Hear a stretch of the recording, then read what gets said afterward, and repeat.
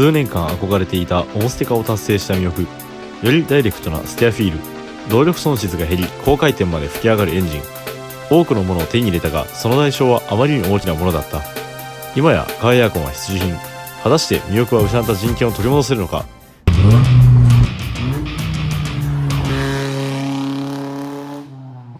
はい、皆さんこんにちは。限界一人暮らしでも車遊びがしたい男、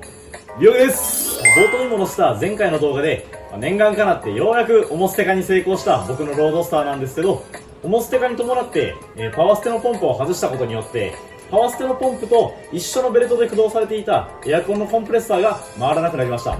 つまりエアコンレスです。エアコンレスの何がしんどいって、暑いのはもちろんしんどいんですけど、雨の日に窓がすごく曇ってしまうんですよ。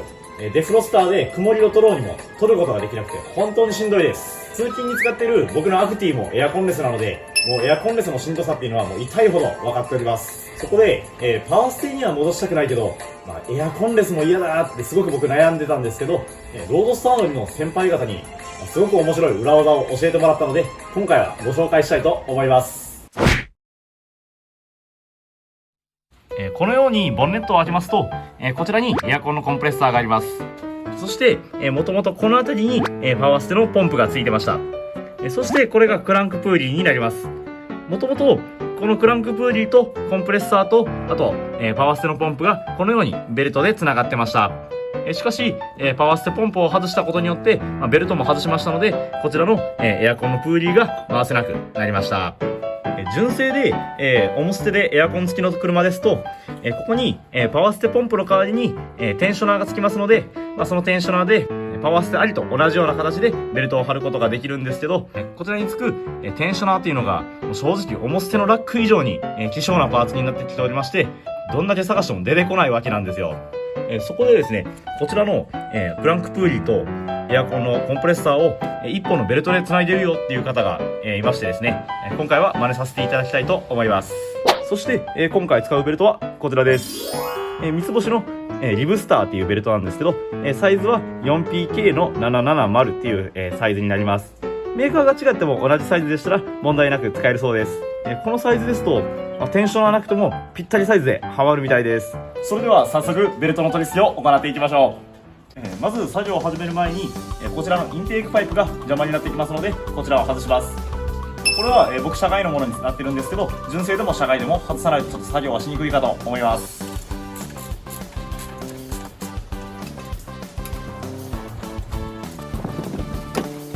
はい、取り外しが終わりました。クランクプーリーを工具で回しながら自転車の外れたチェーンを引っ掛けるかの要領でベルトをパチンとはめ込んでいくわけなんですけど、クランクプーリーを回すのに今のまま回すとすごく硬いんですよ。なぜかというと、圧縮がかかっているからなんですけど、プラグを抜いて圧縮がかからないようにして作業をしやすくしていきます。プラグソケットで抜いていきます。ロードスターの場合は 16mm のソケットで緩めれます。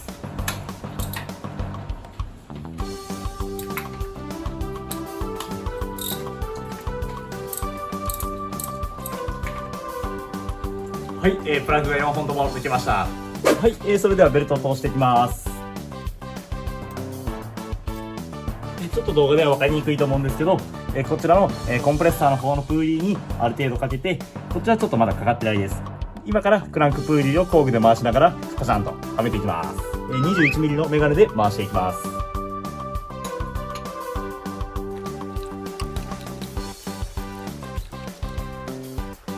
指を詰めないように注意しながらやっていきます。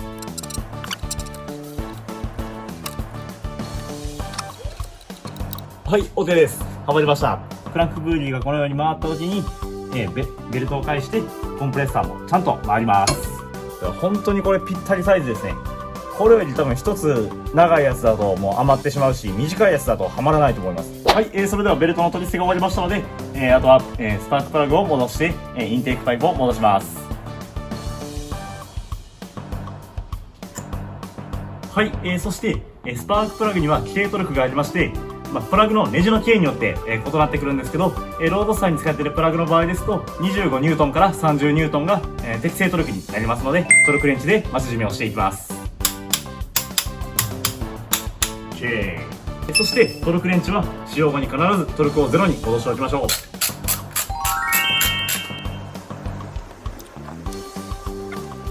はい、そしてインテークパイプも戻し終わりました。インテークパイプを捨てる際は、純正でも車外でもこことここにホースが2本刺さりますので、忘れないように気をつけましょう。それでは作業が全て終わりましたので、早速エアコンが効くようになったか試していきましょう。それではまずエンジンをかけます。エアコンをオンにしていきます。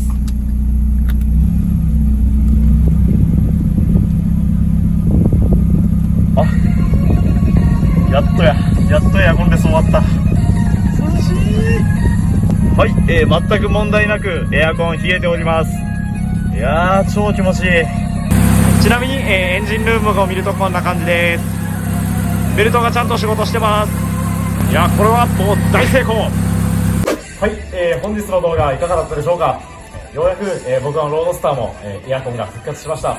今回取り付けたベルトなんですけど、ベルトが伸びてきた時にテンション調整ができないんじゃないかっていう意見もあるかと思います。しかし、ベルトっていうのは、1本900円から1000円ぐらいで買えるものです。伸びたらもう切って新しいものに使えればいいやっていう心づもりで今回取り付けを行いました。作業はもちろん自己責任でお願いします。僕みたいに、重捨てラックに交換した方や、あとパワーステラックのまんまベルトを外して重捨てにしてしまった変態の方や、あとこれから重捨てにしたいけどエアコンレスになるのは嫌だなって悩んでる方も見えると思います。このアイデアは多くの方に役立つと思いますので、ぜひ参考にしてみてください。それでは本日も動画のご視聴ありがとうございました。この動画がためになったって方はぜひ高評価、チャンネル登録、あとコメントもお待ちしております。YouTube 以外にも Twitter、Instagram、ミンカラと SNS もいろいろやっておりますので、ぜひぜひそちらの方もチェックしてみてください。それではまた次回の動画でお会いしましょう。じゃあな。